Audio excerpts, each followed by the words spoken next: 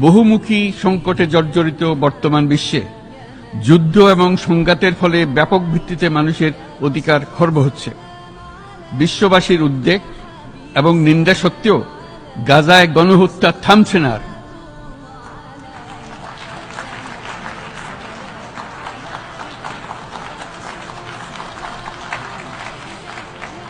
ফিলিস্তিনের মতো বিদ্যমান বাস্তবতা কেবল আরব কিংবা মুসলমানদের জন্যই উদ্বেগজনক নয়, বরং তা সমগ্র মানব জাতির জন্যই উদ্বেগের বিষয়।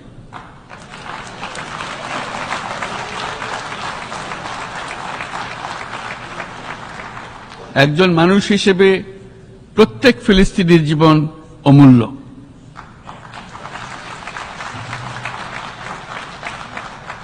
ফিলিস্তিনের জনগণের বিরুদ্ধে যে মানবতা বিরোধী অপরাধ হচ্ছে তার জন্য সংশ্লিষ্ট সকলকে দায়বদ্ধ করতে হবে।